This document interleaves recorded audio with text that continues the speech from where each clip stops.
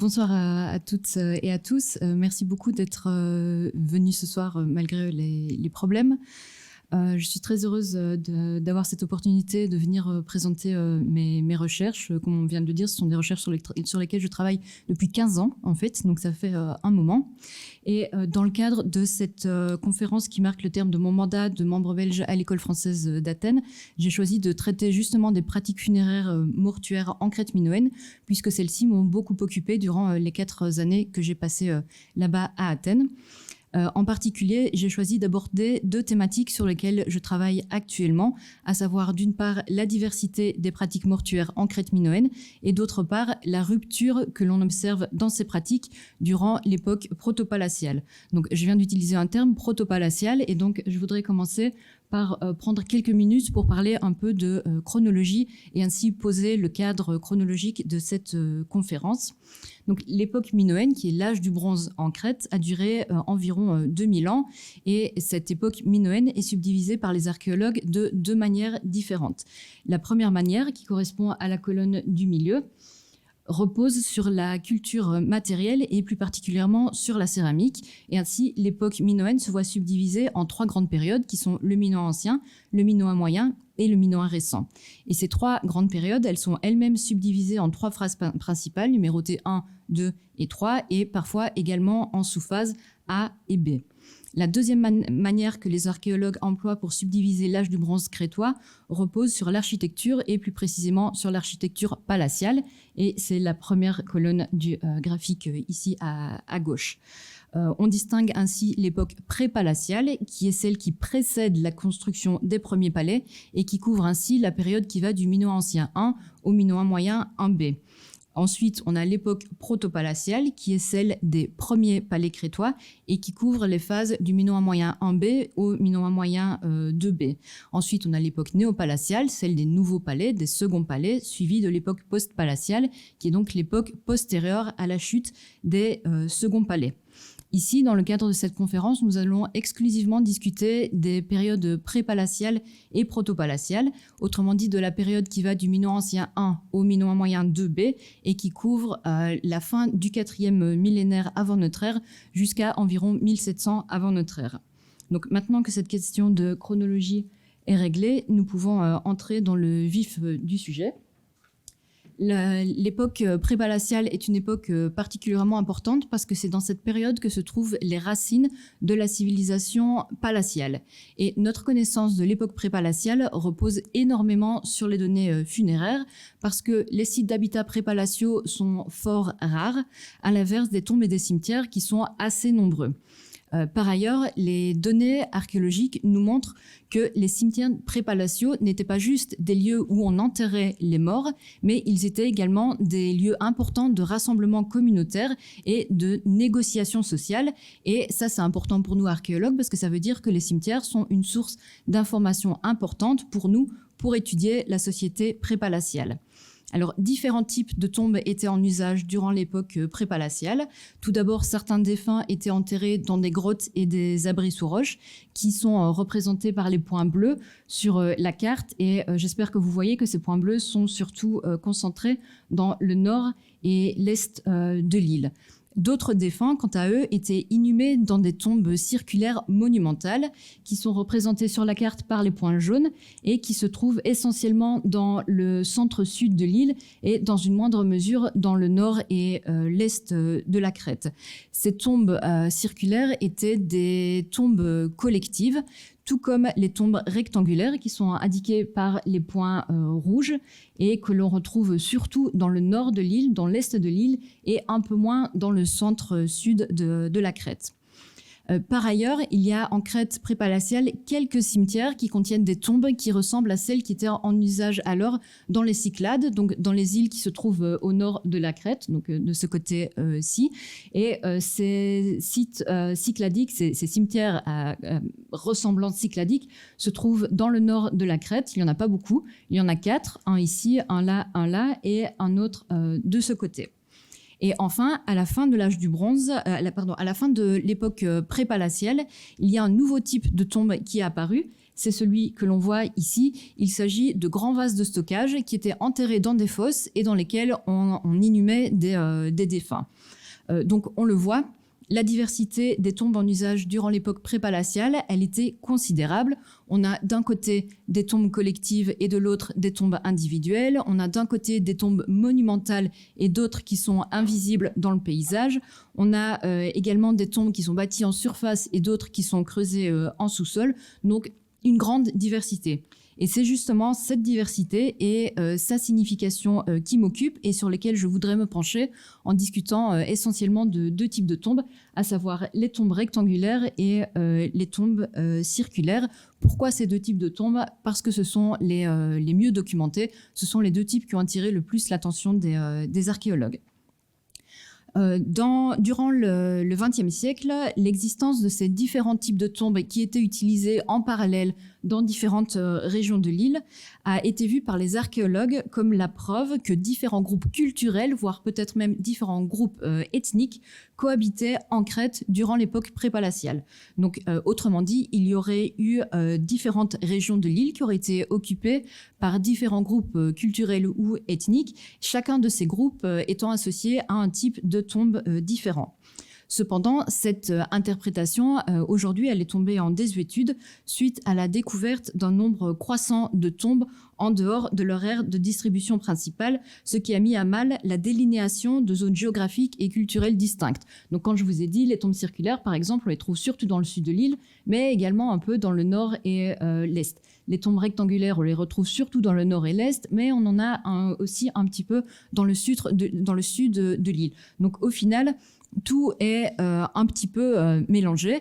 Et d'ailleurs, au sein d'un même cimetière, on retrouve parfois plusieurs types de tombes différents bâtis côte à côte. Donc, comment expliquer ça si on considère qu'une zone géographique est associée avec une culture particulière et avec un type de tombe particulier? Comment est-ce qu'on explique ce mélange de différentes tombes au sein de même région et même au sein de même cimetière? En fait, actuellement... Pardon.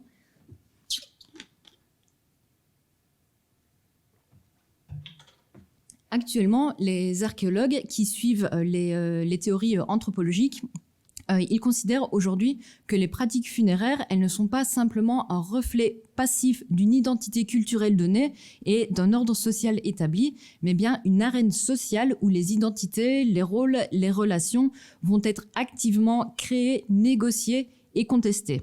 Et donc, dans ce contexte, les différents types de tombes pré-palatiaux ne sont plus vus comme la preuve d'une identité culturelle ou ethnique, mais bien comme le résultat de choix intentionnels qui reflètent les stratégies de négociation sociale des communautés associées. Et la question qui guide ma recherche est la suivante. D'accord, la construction d'une tombe rectangulaire ou d'une tombe circulaire par une communauté est le résultat d'un choix effectué par la communauté, mais quelle est la portée de ce choix? Est-ce qu'il s'agit juste d'un choix architectural? Donc une communauté en particulier, elle préfère les cercles et donc elle va bâtir une tombe circulaire, alors que la communauté voisine, elle préfère les rectangles et elle va donc bâtir une tombe rectangulaire? Ou bien au contraire, est-ce qu'il s'agit là du choix plus fondamental d'un ensemble cohérent de pratiques mortuaires qui vont inclure non seulement le type de tombe, mais aussi la localisation de la tombe, le mobilier funéraire qu'on va déposer avec les défunts, la manière dont le corps des défunts sera traité et également le déroulement des cérémonies qui accompagnent les funérailles. Donc, autrement dit, ma question est la suivante. Est-ce que la coexistence de différents types de tombes illustre la coexistence de communautés de pratiques mortuaires distinctes en Crète pré-palatiale? Donc, ces communautés de pratiques mortuaires ne seraient pas des groupes culturels distincts, mais bien des individus qui interagiraient les uns avec les autres dans le cadre de cérémonies mortuaires, posant ainsi ensemble les mêmes gestes funéraires et menant de ce fait au développement, à la création de traditions funéraires communes entre les groupes sociaux qui utilisent les mêmes types de tombes. Donc une telle approche, elle met l'accent non pas sur l'existence de blocs culturels qui seraient bien définis chronologiquement et géographiquement, mais plutôt sur la création dynamique de communautés au travers de l'interaction entre des individus qui vont se déplacer, qui vont se rencontrer et qui vont coopérer dans le cadre des pratiques mortuaires. Donc ici, on n'a plus affaire à des blocs qui ne bougent pas, à des cultures bien spécifiques, mais on a des individus qui interagissent les uns avec les autres et qui, ce faisant, vont développer des communautés. Donc l'idée de cette idée de communauté de pratiques mortuaires, elle est basée sur l'interaction d'individus qui bougent, qui agissent, qui interagissent. Et donc voyons voir ce que ça donne pour les tombes circulaires et les tombes rectangulaires. Alors d'un point de vue architectural, c'est assez facile à voir. Ces deux types de tombes sont drastiquement différents. C'est ce que vous pouvez deviner en regardant ces propositions de restitution qui sont projetées à l'écran. À gauche, vous voyez 2 propositions de restitution de tombes circulaires et à droite, 2 propositions de restitution de tombes rectangulaires. Alors, commençons par les tombes circulaires, donc à gauche. Il s'agit, comme je l'ai déjà dit, de tombes monumentales qui sont organisées autour d'une chambre funéraire de plan circulaire, comme le nom l'indique. Et cette chambre circulaire, elle a un diamètre qui varie énormément puisque les plus petites ne font que 3 mètres, tandis que les plus grandes font 13 mètres de diamètre. Parfois, comme c'est le cas ici en bas à Pesokari, cette chambre circulaire était précédée d'un complexe d'annexes rectangulaires qui servaient d'autres fonctions que la chambre circulaire. De leur côté, les tombes rectangulaires, vous pouvez le voir, elles sont moins imposantes et celles que les archéologues ont choisi de restituer ici sont les plus grandes, mais même celles-là sont plus petites que les plus grandes tombes circulaires. Il s'agit de petites tombes qui ressemblent généralement à l'architecture domestique, donc à des maisons. Et elles se composent dans certains cas d'un seul compartiment et dans d'autres cas de plusieurs compartiments qui sont accolés. Les tombes circulaires, on va les retrouver soit toutes seules, soit en petits groupes de 2 ou 3 tombes et parfois associées avec d'autres types de tombes. Donc, c'est notamment le cas ici en bas à gauche, dans le cimetière de Kumasa, où vous voyez ici une petite tombe rectangulaire bâtie juste à côté de 3 tombes circulaires. De leur côté, les tombes rectangulaires, on va les retrouver également parfois isolées, parfois en petits groupes de 2, 3 ou 4 tombes, mais parfois également en grande nécropole, comme c'est le cas ici dans la nécropole de Petras, dans l'est de la Crète. D'autres grandes nécropoles dont on va parler ce soir sont celles de Sissi et également celles de Morlos. Alors, en dépit de ces différences fondamentales en matière d'architecture et d'organisation des cimetières, les tombes circulaires et les tombes rectangulaires, elles ont un important point commun, c'est que ce sont des tombes collectives, c'est-à-dire ce sont des tombes qui ont accueilli un nombre considérable de défunts au cours d'une grande période de temps. Donc, à chaque fois que la communauté décide de bâtir une tombe, et cette tombe, elle est prévue pour durer. Donc, à chaque fois qu'un individu décède, on va réouvrir la porte de la tombe et on va pénétrer dans la tombe et ainsi, on va rencontrer les corps décomposés à différents états de décomposition d'individus qui sont morts il y a 2 ans, il y a 10 ans, il y a 200 ans. Dans certains cas, ces tombes collectives sont restées en usage durant 1 millénaire. Donc, on est vraiment dans la longue durée, on est vraiment sur des communautés qui sont relativement stables ou en tout cas qui donnent cette impression. Le fait que ces tombes aient été constamment réutilisées durant des périodes de temps aussi longues signifie que leur contenu a été extrêmement bouleversé et c'est pour ça que j'ai choisi cette image. Vous voyez que tous les ossements sont mélangés et ça, c'est un problème pour les archéologues parce que c'est pas facile à étudier, c'est pas facile à fouiller non plus et donc c'est assez compliqué à comprendre. Et en plus, ces tombes, surtout les tombes circulaires qui sont monumentales et qui sont restées visibles parfois jusqu'à nos jours, ben souvent elles ont été pillées et les pilleurs, ils ont encore plus perturbé les dépôts que contenaient les tombes. Par ailleurs, la plupart des tombes circulaires et des tombes rectangulaires que nous connaissons aujourd'hui, elles ont été fouillées il y a pas mal de temps selon des méthodes qui sont aujourd'hui complètement dépassées et peu de ces tombes ont été publiées conformément aux standards actuels. Donc quand on essaie d'étudier les pratiques funéraires minoennes ont fait face à pas mal de difficultés.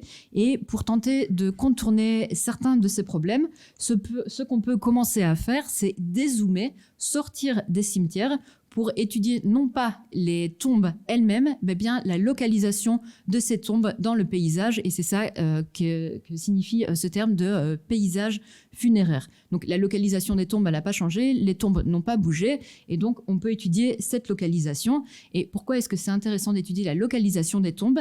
Eh bien parce que lorsqu'on décide de construire une tombe ou n'importe quel bâtiment d'ailleurs, le choix de la localisation est fondamental. Ce choix, il ne se fait pas au hasard, au contraire, il est mûrement réfléchi et il est déterminé par toute une série de critères qui sont considérés comme plus ou moins importants et entre lesquels il va falloir faire une série de compromis pour localiser la tombe ou le bâtiment en un endroit qui est jugé convenable.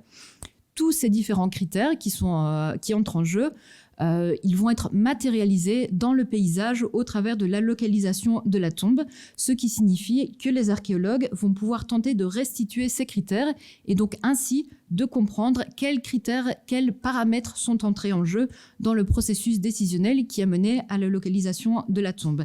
Et si on parvient à comprendre les critères de localisation qui sont entrés en jeu, on va pouvoir mieux comprendre, en tout cas un petit peu, les rôles qui étaient joués par les pratiques funéraires et par les défunts dans l'organisation sociale de la communauté, dans la construction de l'identité de la communauté et également dans la création de la mémoire collective de la communauté associée. Quand on étudie le paysage funéraire, il y a toute une gamme de questions qu'on peut poser. Et ici, je voudrais me concentrer uniquement sur deux d'entre elles. L'objectif étant de vous montrer le genre de méthodologie qu'on peut adopter, le genre de questions qu'on peut poser et le genre de réponses qu'on va pouvoir y apporter. Les deux questions que je voudrais poser sont tout d'abord, est-ce que ces tombes occupaient une position proéminente dans le paysage? Et deuxièmement, où sont localisées ces tombes par rapport au site d'habitat?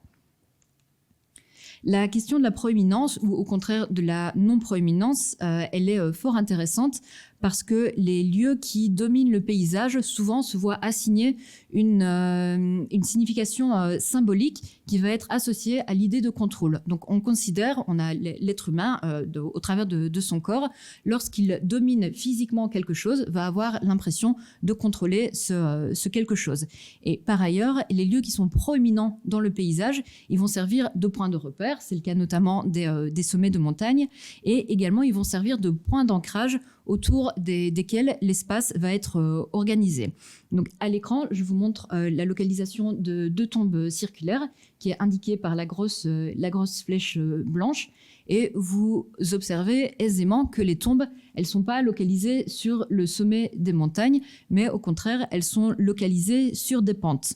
Cependant, tenter de déterminer si un site est proéminent, c'est plus compliqué que juste déterminer si le site se trouve sur le sommet d'une montagne ou bien au fin fond d'une vallée. Le sommet de la montagne et le fin fond de la vallée, ce sont les deux extrêmes. Et entre ces deux extrêmes, il y a toute une possibilité de localisation, chacune d'entre elles étant associée avec un degré de proéminence différent. Et un moyen de mesurer la proéminence visuelle des tombes et de travailler avec les systèmes d'information géographique. Les systèmes d'information géographique, ce sont des outils informatiques qui permettent de stocker, de gérer, de visualiser et d'analyser des données spatiales, n'importe quel type de données spatiales. Et les archéologues aiment bien réutiliser des technologies qui sont inventées dans d'autres domaines, et c'est notamment le cas des systèmes d'information géographique qui proviennent des sciences informatiques et des sciences géographiques et qui sont souvent récupérés par les archéologues. Dans la partie droite de l'image, ici, ce que je vous montre, c'est simplement une image oblique extraite des images satellites de Google Earth. Et ça nous montre les environs de la tombe d'Apesokari, qui est à nouveau positionnée, dont la localisation est indiquée par cette grosse flèche blanche. Donc là, on est à Apesokari. Et sur l'image de gauche, ici, vous voyez une modélisation qui a été réalisée à l'aide des systèmes d'information géographique. Et cette modélisation, elle illustre le degré de proéminence visuelle des portions de territoire qui sont situées dans un rayon de 500 mètres autour de la tombe d'Apesokari, tombe d'Apé-Soccari qui est indiquée par ce petit point noir. Alors, cette zone de 500 mètres de rayon, comme vous le voyez à l'écran, elle est subdivisée en 10 zones de superficie égales qui sont numérotées de 1 à 10. Et chacune de ces valeurs, de 1 à 10, est associée à un code couleur qui est peut-être écrit en trop petit pour vous là en bas. Et donc, on a une gamme chromatique qui va du vert au rouge en passant par le jaune. Les valeurs basses qui apparaissent en vert sur la carte correspondent aux zones de visibilité limitée. Les zones qui sont plutôt jaunâtres correspondent aux valeurs moyennes et elles indiquent donc les zones où la visibilité est moyenne. Et les zones qui sont indiquées en rouge correspondent aux hautes valeurs et donc aux zones qui sont les plus visibles. Cette image, elle a peut-être l'air simple, mais en fait, elle contient énormément d'informations parce qu'à elle seule, elle résume l'expérience d'un individu qui se baladerait dans la région d'Apé-Soccari et qui regarderait en direction de la zone où se trouve la tombe. Donc, les portions de territoire qui sont colorées en vert, elles correspondent aux zones que ce marcheur, que cette personne qui se balade dans les environs d'Apé-Soccari verrait le moins souvent, tandis que celles qui apparaissent en rouge sont celles qu'il verrait le plus souvent. Où qu'il soit dans le territoire, il se balade dans la zone et les zones en rouge sont celles qu'il va voir le plus souvent et qui donc apparaissent comme visuellement proéminentes. À partir de cette image qui nous donne un aperçu de l'impact visuel du paysage local d'Apé-Soccari, on a la possibilité d'extraire la valeur qui correspond à la tombe. Donc on voit que le petit point noir ici qui correspond à la tombe se trouve dans une couleur orange foncé qui correspond à la valeur de 9. Donc 9 sur une échelle de 10.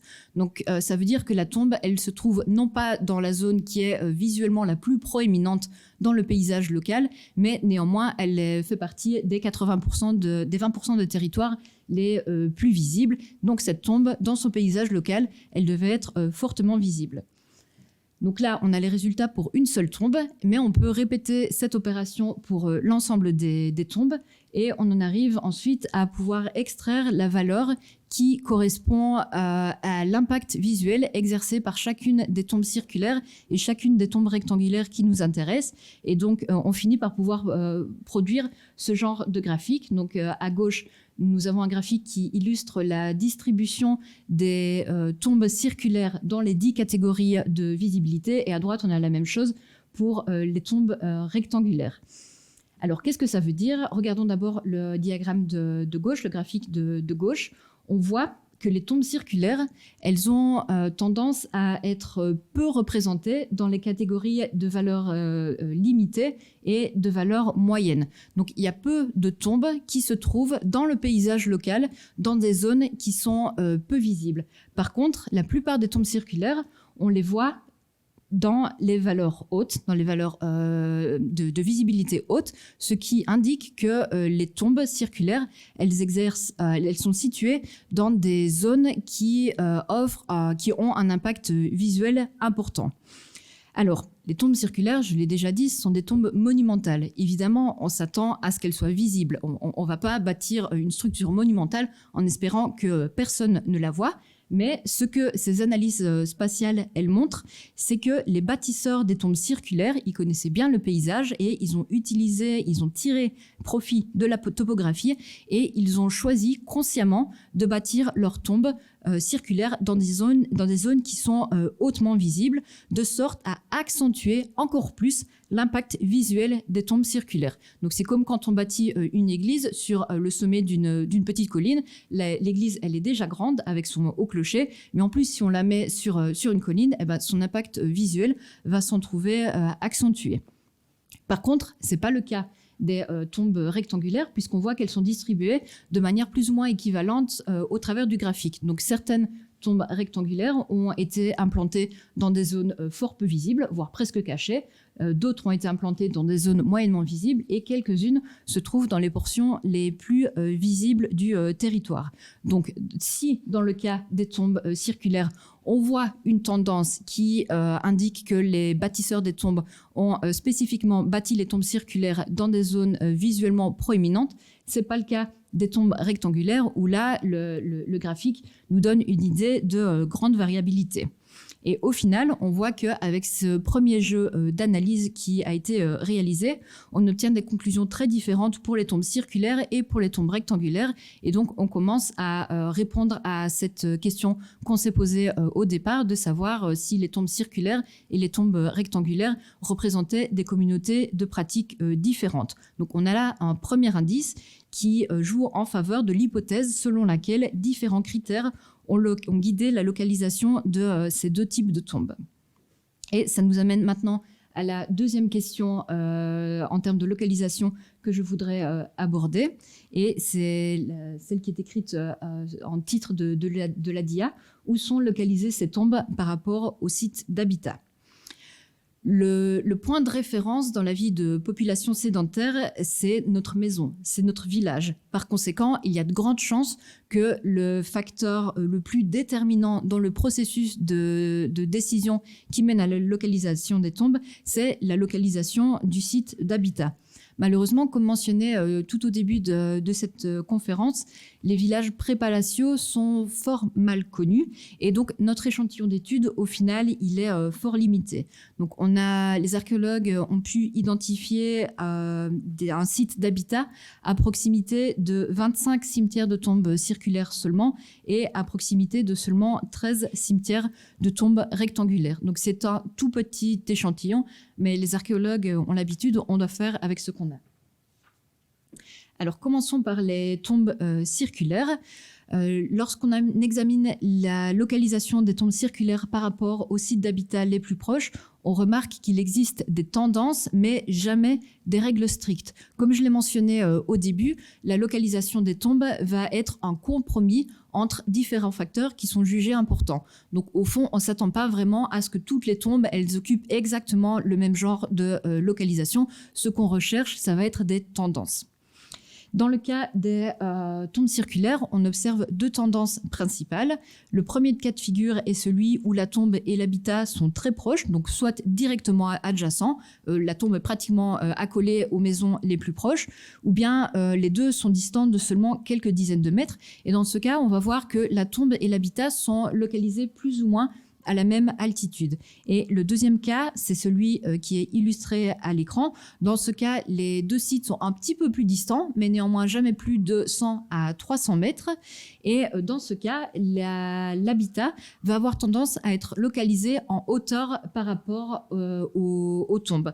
Donc c'est le cas à Christos, où on voit que l'habitat se trouve ici, sur cette petite éminence rocheuse, alors que la tombe se situe un peu en contrebas. On a exactement le même cas de figure à Tripiti, avec la tombe sur la petite éminence ici, l'habitat sur la petite éminence et la tombe plus bas. Et à Moniodikitria, on a un cas qui est encore plus intéressant. Là-bas, il y a 4 sites d'habitat qui ont été identifiés.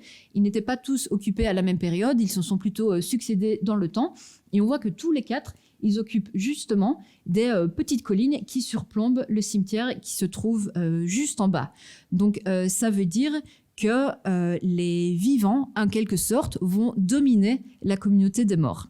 Dans la plupart des cas, également, la tombe circulaire et le site d'habitat vont être intervisibles. Mais par contre, ce qui est très intéressant, c'est qu'une situation qui est évitée, c'est celle où la porte de la tombe va ouvrir en direction de l'habitat.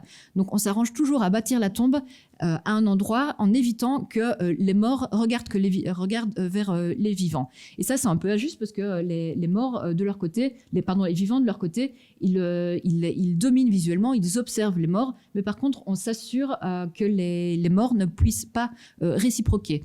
Donc ça suggère peut-être une forme de crainte des morts, malgré cette proximité spatiale et visuelle qui est maintenue.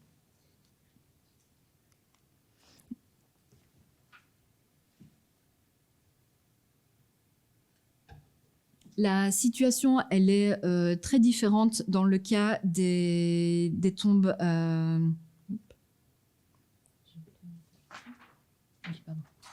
La situation est très différente dans le cas des tombes rectangulaires et on en voit deux exemples à l'écran. Donc, dans le cas des tombes rectangulaires, le cimetière et l'habitat sont également très proches, en général même plus proches que dans le cas des tombes circulaires. On a deux exemples ici. Donc, on a le cimetière de Morclos qui se trouve là, avec l'habitat ici, juste à côté. Vous voyez l'échelle, 50 mètres. Les tombes les plus au sud-est qui ont été identifiées, elles se trouvent ici. Donc, les deux sont presque les uns à côté des autres. Et à Sissi, on a une configuration similaire avec le cimetière ici en bord de mer et l'habitat au sud sur le sommet de la colline. Malgré cette proximité, il n'y a pas de tendance en matière d'orientation, ni d'altitude relative, ni d'intervisibilité entre les deux sites.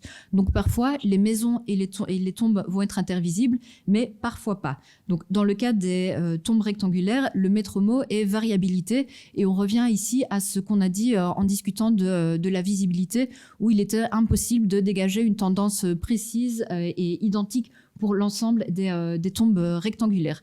Donc les critères de localisation dont on a discuté jusqu'à présent, ils ne s'appliquent pas dans le cadre des tombes rectangulaires, ou en tout cas ça ne fonctionne pas, et ça peut vouloir dire deux choses. Ça peut vouloir dire que ces critères spécifiques que j'ai choisi d'examiner, ils n'entraient pas en jeu dans la localisation des tombes rectangulaires, ça c'est la première chose, mais ça peut également vouloir dire que en réalité, les tombes rectangulaires, chaque cimetière de tombes rectangulaires aurait été positionné selon des règles, selon des paramètres différents. Et là, à nouveau, ça nous amène à notre question de communauté de pratique mortuaire, où en fait, peut-être que ces communautés qui utilisent des tombes rectangulaires, eh ben, elles les positionnent leurs tombes de manière complètement différente, ce qui peut avoir des implications également en termes de pratiques funéraires, de traitement également des défunts.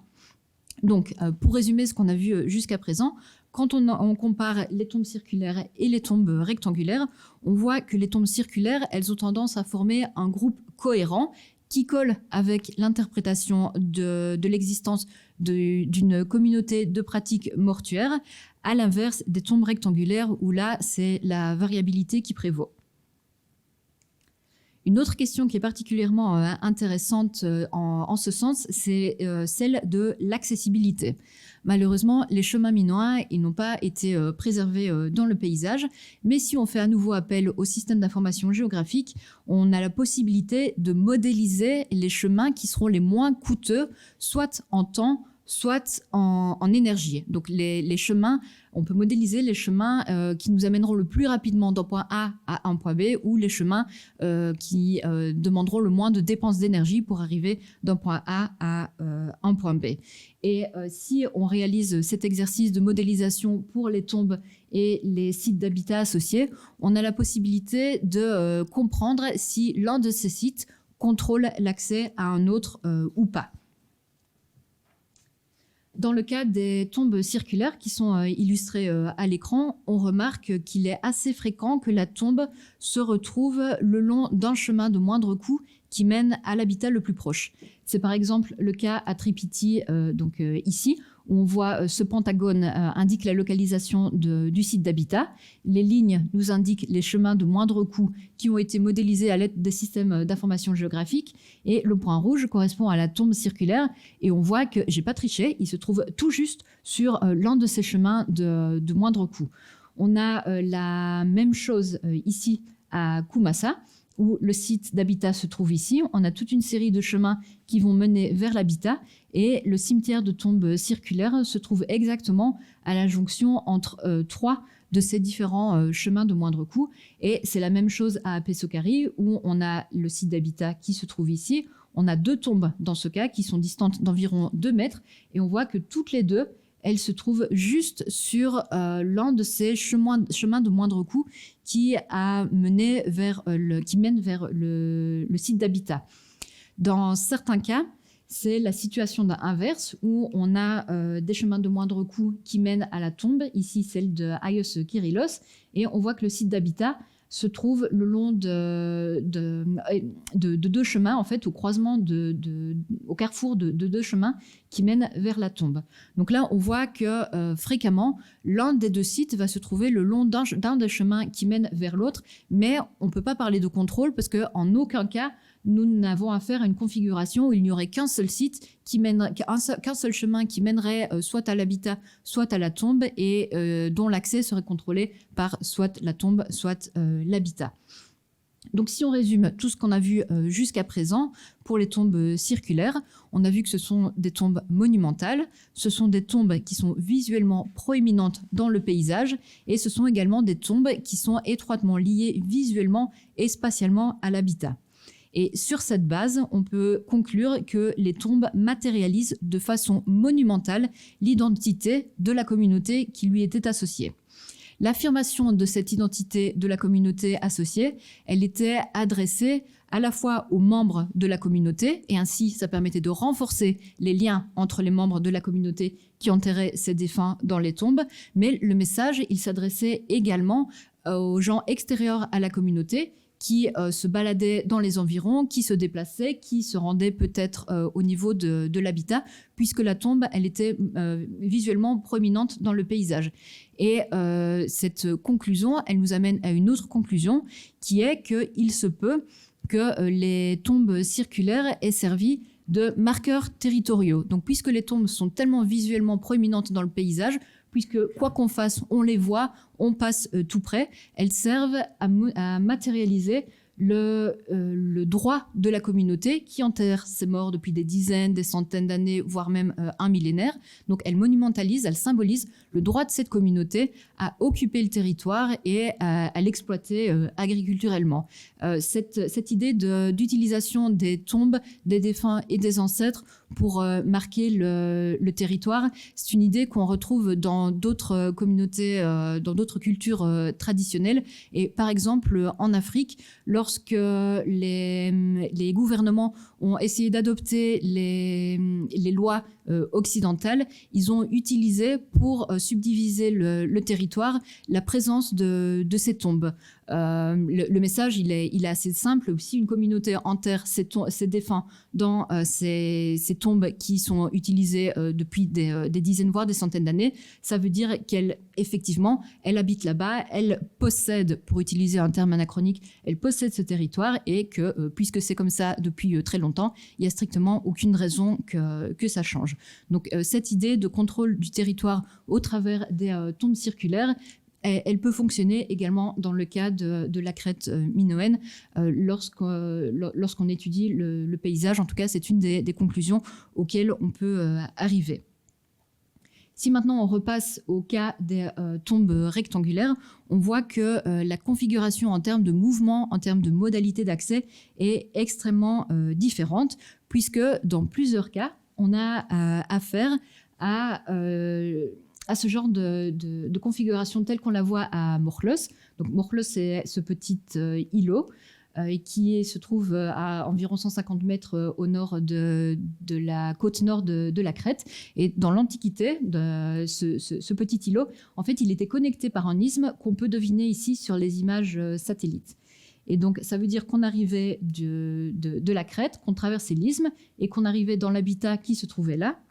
On a déjà vu ce plan tout à l'heure. On arrivait dans l'habitat donc ici et il fallait traverser l'habitat pour arriver jusque dans le cimetière.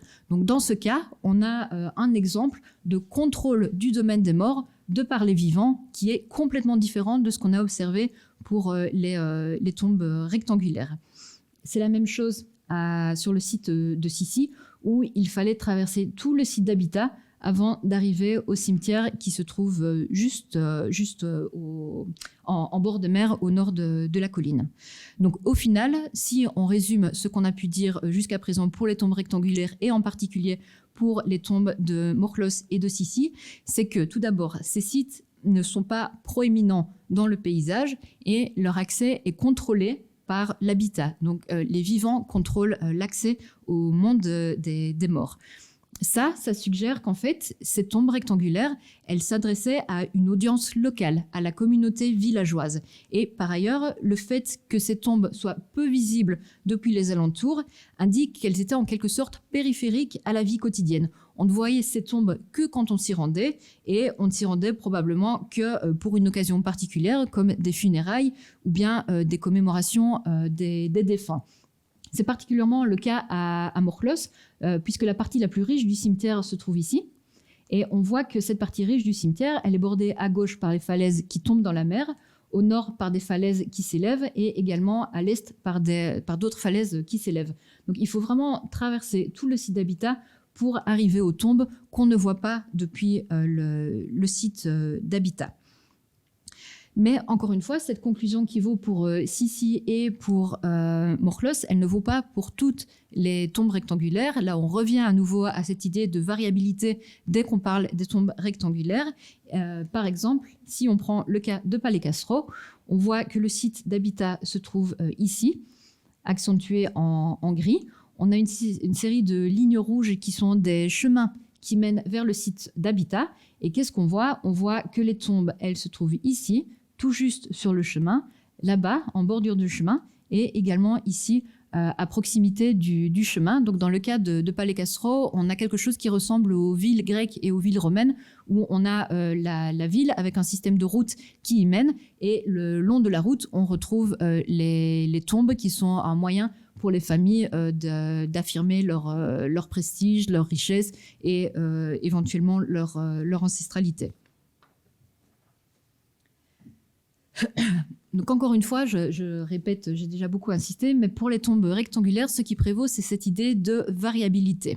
Donc je l'ai déjà dit aussi, mais je trouve que c'est important, ça peut vouloir dire deux choses. Ça peut vouloir dire que, premièrement, les critères spatiaux que j'ai choisi d'étudier ne sont absolument pas pertinents pour les tombes rectangulaires et que si j'en avais choisi d'autres, j'aurais peut-être trouvé des cohérences entre les différents cimetières. Ça, c'est une chose. Mais la deuxième chose que ça peut vouloir dire, c'est que différents critères ont guidé la localisation de chacun de ces cimetières de tombes rectangulaires. Or, si différents critères ont guidé la localisation des cimetières de tombes rectangulaires, ça veut dire que les tombes rectangulaires, elles ne forment pas un type de tombe homogène. Et pour conclure cette partie sur le paysage funéraire, lorsqu'on examine les tombes circulaires et les tombes rectangulaires selon cet angle de paysage, on est tenté de suggérer que les tombes circulaires indiquent l'existence d'une communauté de pratiques mortuaires, donc d'individus qui seraient en interaction, qui se rendraient visite les uns les autres lors des cérémonies funéraires, et ainsi qui finiraient par créer, adopter des modes d'enterrement de leurs défunts, de traitement de leurs défunts qui sont similaires. Et ce n'est pas du tout le cas pour les tombes rectangulaires où on a cette image de variabilité qui est très forte. Cependant, pour pouvoir confirmer, infirmer ou nuancer cette hypothèse, il faut également examiner ce qui se passe dans les cimetières. Donc, c'est pas tout de regarder où sont localisés les cimetières. Il faut aussi parvenir à restituer les pratiques qui avaient réellement lieu dans les cimetières. C'est un projet de grande envergure et à long terme sur lequel je travaille actuellement. Et il est beaucoup trop tôt pour offrir des conclusions, même préliminaires. Mais de manière générale, la tendance que j'observe, elle est à la variation, à la fois au sein des tombes rectangulaires et au sein des tombes circulaires. Par exemple, dans les tombes circulaires, de temps en temps, on rencontre des ossements brûlés qui vont suggérer la pratique de la crémation, alors qu'en fait, en crête prépalaciale, la tendance, elle est plutôt à l'inhumation. Donc, de temps en temps, on voit dans certaines tombes des choses qui se détachent, qui se différencient de ce qu'on a l'habitude de voir ailleurs. On observe aussi des divergences, à la fois dans les tombes circulaires et dans les tombes rectangulaires, dans le nombre de défunts qui ont été enterrés dans ces différentes tombes. Et donc, ça soulève l'hypothèse que peut-être ces différentes tombes, elles accueillaient des groupes sociaux différents. Donc, peut-être que le recrutement funéraire était beaucoup plus large dans le cadre de certaines tombes, alors que dans le cadre d'autres tombes, un groupe social plus réduit, peut-être une forme d'élite, avait le droit uniquement d'être enterré dans ces tombes. malgré tout, au milieu de toutes ces variations que j'ai tenté d'accentuer, il y a un élément qui est commun à presque toutes les tombes circulaires et rectangulaires, c'est qu'elles ont été abandonnées durant l'époque protopalatiale. Et c'est ce phénomène dont j'aimerais un peu parler durant cette deuxième partie de ma conférence, sous le titre un peu dramatique que j'ai choisi de « Mort des cimetières minoens ». C'est également un projet en cours sur lequel je travaille avec mes collègues Aurore Schmitt et Hilaria Calloy dans le cimetière de Sissi. Nous venons de le voir, les tombes circulaires et les tombes rectangulaires, elles ont été utilisées par des communautés durant un millénaire au moins, voire parfois plus. Il s'agissait de tombes collectives qui ont occupé un rôle central dans les pratiques funéraires, mais aussi dans les activités rituelles et dans les interactions sociales des communautés associées. Mais pourtant, pratiquement toutes ces tombes prépalatiales, elles ont fini par être abandonnées durant l'époque protopalatiale. Et cet abandon, il est remarquable parce qu'il témoigne d'une rupture fondamentale dans les pratiques funéraires. Or, les pratiques funéraires, c'est quelque chose d'assez important puisque c'est ce qui permet aux défunts de maintenir une forme de relation avec le défunt, avec leur défunt. Et c'est aussi, les pratiques funéraires, elles sont également liées à la manière dont les vivants conçoivent que les morts passent dans l'au-delà. Et il ne faut pas se tromper parce que si on ne traite pas nos défunts correctement, ils n'atteindront pas l'au-delà et c'est évidemment un problème. Donc cet abandon des tombes prépalatiales témoigne d'un changement particulièrement profond et c'est important qu'on puisse l'élucider. L'abandon des tombes prépalatiales, il n'a pas eu lieu à un moment subi, il n'a pas été soudain, il a eu lieu de manière relativement progressive entre la fin du Minoen moyen et le Minoen moyen 3, donc une période qui couvre environ 200 ans. Les cartes que vous voyez à l'écran illustrent les cimetières dans lesquels au moins une tombe rectangulaire ou une tombe circulaire était en usage durant la période. Donc on voit qu'au Minoen moyen 1, il y en a un paquet qui sont en usage. Ce nombre chute drastiquement durant le Minoen moyen 2 et il continue à diminuer durant le Minoen moyen 3. Donc les couleurs sur la carte, la symbologie, les points rouges correspondent aux sites qui étaient utilisés de manière certaine durant la phase en question et les jaunes sont ceux qui étaient peut-être en usage. Je vous l'ai dit, les tombes collectives minoennes, elles sont fort perturbées. Ça entraîne des difficultés pour les étudier et ça entraîne également des difficultés de datation.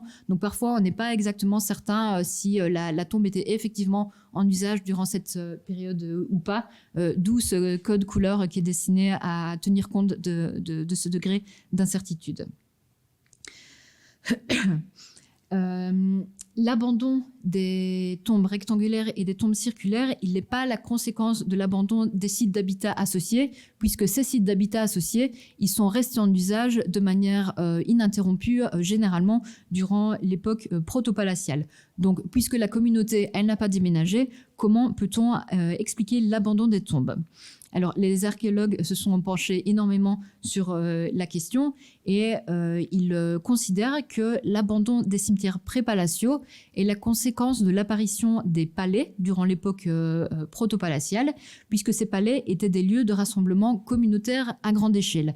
Également, durant l'époque protopalatiale, apparaissent de nouveaux lieux de culte, en particulier des grottes et également des sanctuaires de sommet qui, eux aussi, rassemblent des groupes de population assez importantes.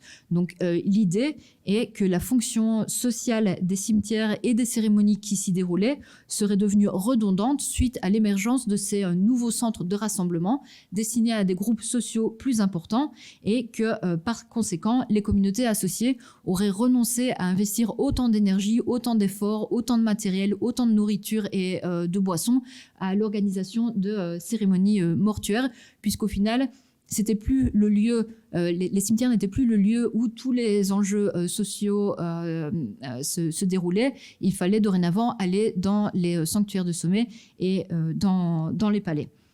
Alors cette interprétation, elle est effectivement très convaincante, mais malgré tout, elle ne règle pas tous les problèmes.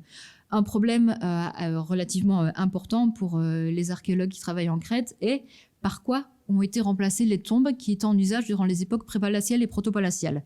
Parce qu'on a très peu de données funéraires pour l'époque néopalatiale, et donc on ignore tout du traitement des défunts après l'abandon des tombes collectives. Donc même si tout à coup les gens commencent à se retrouver dans les palais pour réaliser de grandes cérémonies, ils continuent à mourir, et donc il faut continuer à traiter leur corps. Or, on ne sait pas du tout ce qui est advenu du corps des défunts de l'époque néopalatiale. Et une autre question qui m'interpelle tout particulièrement depuis pas mal de temps est comment s'est déroulé ce processus d'abandon? Comment est-ce que ça s'est passé? Est-ce qu'un jour, la communauté a décidé tout à coup d'abandonner son cimetière? Donc ça implique une décision subite et consciente, ou bien est-ce qu'au contraire, le cimetière est tombé en désuétude plus graduellement, ce qui implique que pendant une certaine période de temps, certains défunts continuaient à être traités selon les traditions prépalatiales, alors que d'autres étaient déjà traités selon les normes néopalatiales. C'est une question de chronologie à l'échelle locale, et elle est importante d'autant plus que, comme le montrent les cartes qui sont toujours à l'écran, l'abandon n'a pas eu lieu de manière subite. Il s'est déroulé durant une période de temps qui a duré environ 200 ans, et on peut s'attendre à ce que durant ces 200 ans, les processus d'abandon aient varié en fonction des communautés, en fonction des régions de l'île et en fonction de la phase chronologique également. Donc, par conséquent, ce problème de l'abandon des cimetières mérite d'être examiné si on veut comprendre le phénomène de rupture dans les pratiques funéraires minoennes durant l'époque protopalatiale. Et si on veut répondre à cette question autrement que par des grosses généralités grossières, il faut que nous examinions les différents cimetières de manière individuelle et dans leur propre contexte. Et c'est ce que je voudrais faire maintenant en examinant le cas de Sissi. Alors, le site de Sissi, vous l'avez déjà vu à plusieurs reprises. C'est un site qui se trouve sur la côte nord de l'île, donc ici, sur le gros point rouge. Il occupe une colline, vous pouvez le deviner via cette orthophotographie, qui est entourée par deux plages à laquelle mènent deux petits ruisseaux saisonniers. Et c'est un site qui est fouillé sous l'égide de l'école belge depuis 2007, sous la direction de Jan Driessen, qui depuis peu est professeur émérite à l'Université catholique de Louvain. Cette colline de Sissi, elle a été habitée pratiquement durant tout l'âge du bronze, puisque la première occupation remonte au bronze au Minoen ancien 2, et le site a été abandonné après le Minoen récent 3B, donc une longue période d'occupation. Et ce site, qui a donc livré un site d'habitat très intéressant, a également livré un cimetière qui était en usage durant l'époque prépalatiale et protopalatiale, en particulier du Minoen ancien 2 jusqu'au Minoen moyen 2B. Les tombes de Sissi sont organisées sur deux terrasses naturelles qui se trouvent sur la pente nord de la colline, donc ici et ici. Et dans les 15 minutes qui suivent, je voudrais me concentrer juste sur une partie de cette nécropole qui s'appelle la zone 9. C'est juste une terminologie que nous avons employée pendant la fouille. Donc c'est la 9e zone de fouille qui a été ouverte. Et cette zone numéro 9 correspond à la partie occidentale de la terrasse supérieure de la nécropole. Cette zone 9 a livré deux tombes qui comportent chacune plusieurs compartiments rectangulaires. Donc d'abord la tombe A ici, la tombe B ici, et en plus il y a une série de compartiments distincts à l'est de la tombe A et entre les deux tombes A et B. Et également il y a des indices qui suggèrent qu'il y aurait une troisième tombe que nous avons appelée C, ici juste à l'est de la tombe B. Les restes de sépultures que nous avons découverts dans les tombes A et B datent à chaque fois du Minoen moyen 1 et du Minoen moyen 2, donc relativement tardif dans l'histoire de l'utilisation de la nécropole. Commençons par la tombe A. Cette tombe A, elle comprenait originellement les compartiments 9.1, 9.2 et 9.3. À un moment au cours de son histoire, la partie sud, le mur sud et la partie sud-est ont été reconstruits. Différents compartiments ont été bâtis à l'est de la tombe et également le compartiment 4 a été ajoutée au sud. Donc on voit via cet exemple que les tombes rectangulaires qui sont utilisées durant des périodes de temps considérables, elles ne sont pas immuables, elles sont en constante évolution parce qu'elles vont être réparées, elles vont être modifiées au fil du temps en fonction des besoins et en fonction de leur détérioration également. Les compartiments 9.1 et 9.2, le 9.1 vous en avez en détail également ici, ont tous les deux été utilisés pour des sépultures primaires qui étaient déposées sur des sols successifs. Donc on construit la tombe, on installe un sol, on place un ou plusieurs défunts sur ce sol. Au bout d'un moment, on décide de sceller ces sépultures, donc on dépose une couche de sédiments, on construit un sol au niveau de cette couche de sédiments, on apporte de nouveaux défunts et ainsi de suite au fil du temps. Dans la tombe A, comme d'ailleurs dans tout le cimetière de Sissi, on observe que souvent les squelettes ont été perturbés après la décomposition des tissus mous. En effet, souvent on voit que un nombre limité ou important d'ossements qui appartiennent à un même squelette ont été bougés, soit de manière accidentelle, lorsque les vivants rentraient à nouveau dans la tombe pour venir installer un nouveau défunt, ou bien de manière intentionnelle, lorsqu'on repoussait les anciens squelettes qui s'étaient décomposés sur les bords du compartiment pour venir déposer des défunts supplémentaires. Donc cette tombe A, elle est restée en usage de manière répétée jusqu'au Minoen moyen 2 et à ce moment-là, la tombe s'est effondrée. On le sait parce qu'en fouille, on a retrouvé des moellons, des pierres qui étaient effondrées dans la tombe et qui provenaient manifestement des murs des compartiments. En revanche, après l'effondrement de la tombe A, la tombe B est restée en usage et les activités funéraires s'y sont poursuivies. C'est une tombe que nous n'avons pas fouillée en intégralité parce qu'on n'avait pas le temps et nous nous sommes concentrés sur un seul compartiment, ici, le compartiment 9.6, et nous y avons découvert 3 sépultures qui étaient toutes les 3 placées dans des vases en argile qui étaient couchés sur le flanc dans des fosses peu profondes qui avaient été creusées dans l'épais sol de la tombe. L'un de ces vases que vous voyez ici contenait un squelette d'enfant.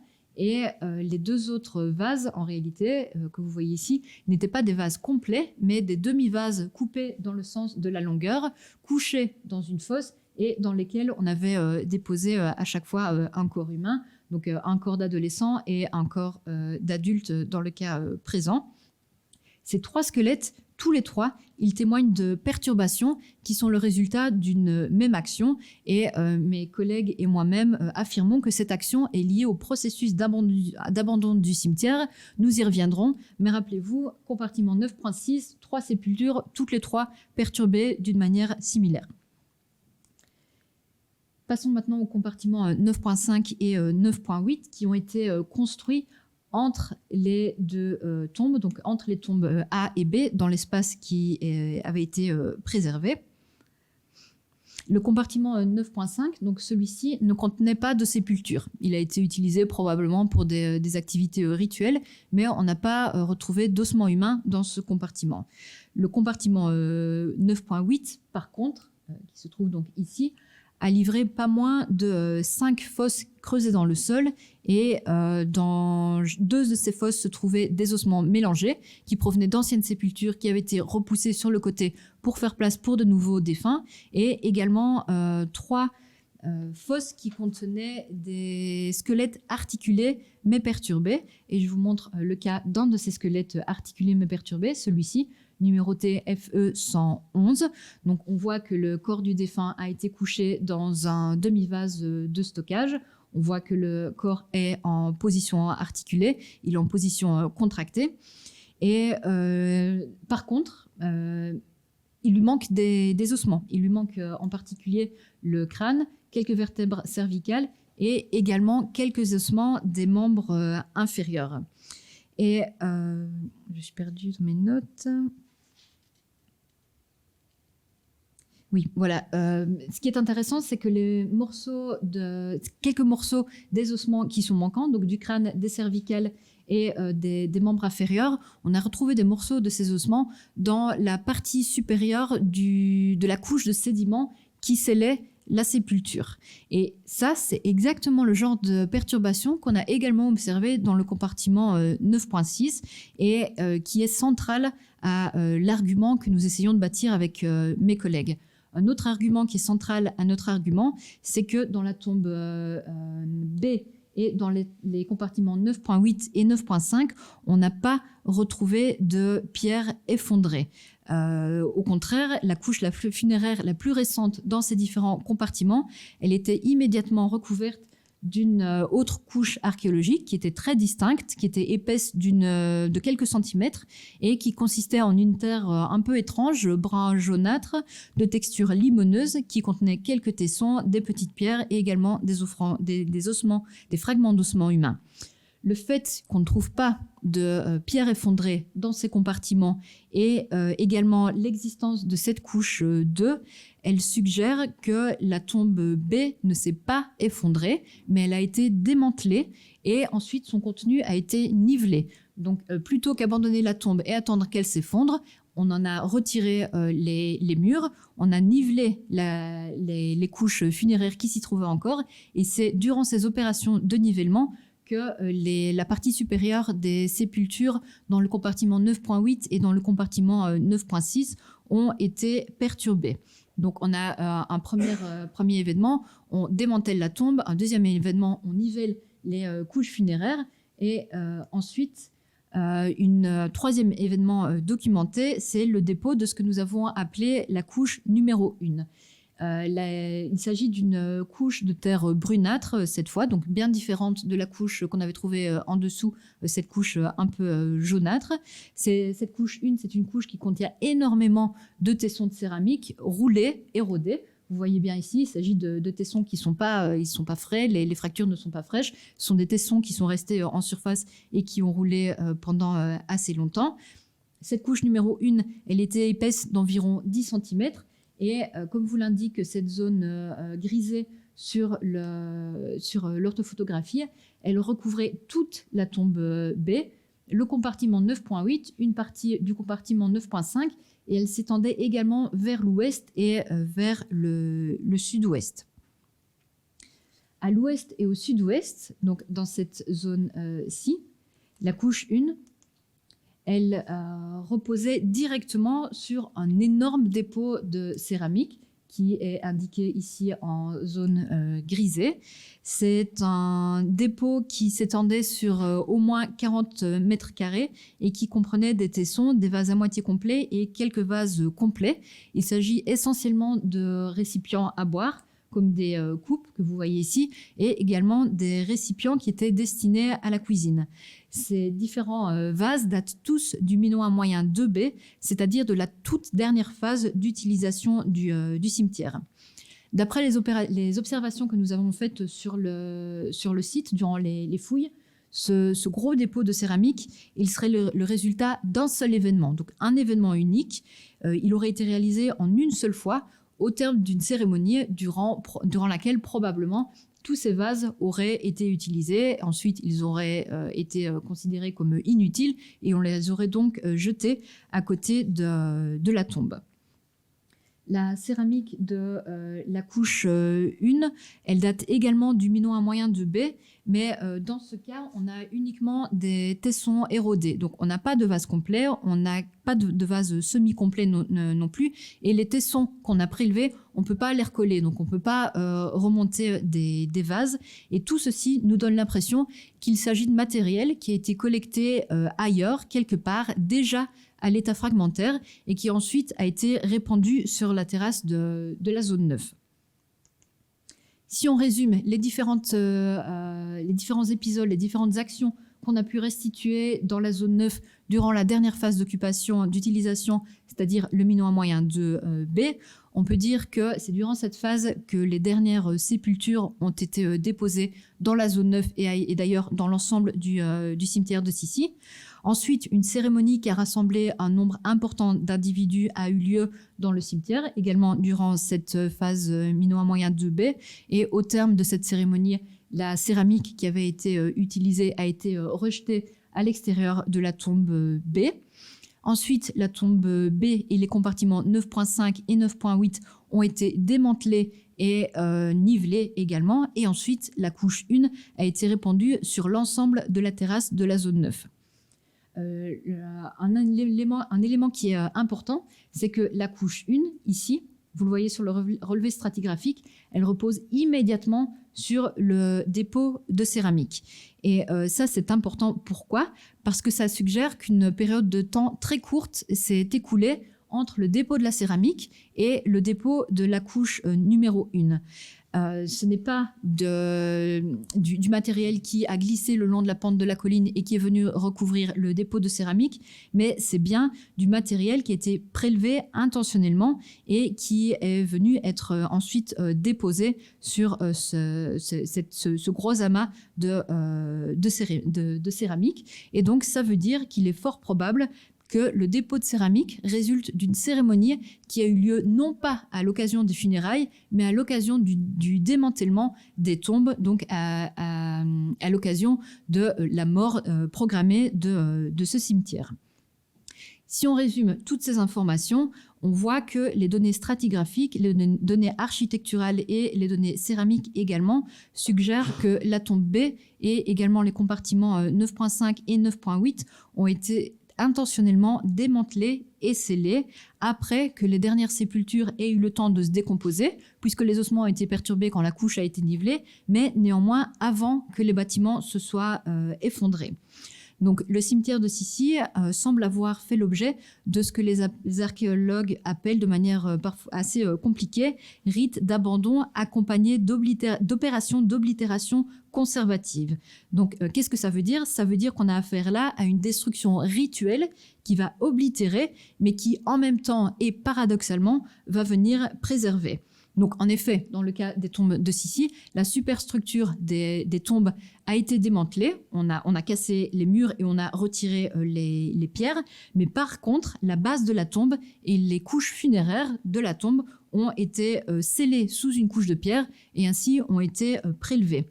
Pour qualifier ce genre de procédé, les archéologues utilisent des oxymores un peu étranges comme construire une destruction ou bien se rappeler en oubliant. Donc on détruit et on efface et on oublie les tombes, mais ce faisant, on les préserve et on les intègre à la mémoire collective. Donc un procédé tel que celui-là, il n'a jamais été identifié dans les tombes minoennes, donc c'est quelque chose de très nouveau. Mais néanmoins, c'est un procédé qui est connu ailleurs dans le monde ancien, surtout pour les structures rituelles, comme les temples ou les sanctuaires, qui se voient détruits intentionnellement, tués en quelque sorte, et se faisant détruits, mais préservés, oubliés, mais commémorés.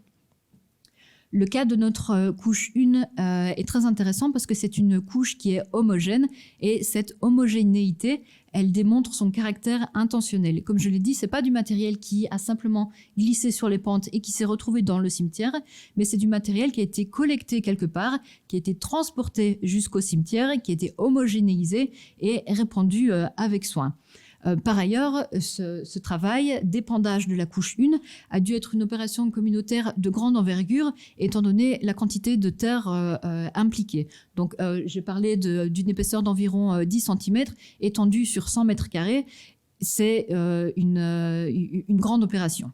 Et par ailleurs, cette opération communautaire de grande envergure, elle n'a pas eu lieu n'importe quand. Elle a eu lieu à un moment phare de l'histoire du site, puisqu'elle a eu lieu un peu avant que débute la construction du palais de Sissi sur la pente sud-est de la colline, donc ici. Donc, autrement dit, cette cérémonie de destruction et d'abandon ritualisé du cimetière, elle a eu lieu à une période de transition et elle a ainsi contribué à la création de la mémoire collective de la communauté de Sissi durant une période qui était marquée par le passage de l'ancien ordre social vers le nouvel ordre social. Et l'importance que ce cimetière a gardé dans la mémoire collective de la communauté de Sissi est illustrée par le fait que le cimetière est par la suite resté inoccupé. Donc on a nivelé le cimetière, on en a fait une sorte d'esplanade et puis on n'y est plus retourné. En tout cas, on n'a plus construit rien là-dessus. Alors que les zones toutes proches, la zone 18, la zone 2, la zone 19, qui sont donc la zone 19, elle a environ une vingtaine de mètres de la zone 9. Donc on bâtit à proximité, mais par contre le cimetière, on n'y touche plus jamais. Et d'ailleurs, cette zone, elle est restée inoccupée jusqu'à ce que l'équipe archéologique arrive en 2007. Et c'est sur cette conclusion que je vais terminer ma présentation des travaux qui restent toujours en cours, comme je l'ai dit, et qui sont donc bien préliminaires.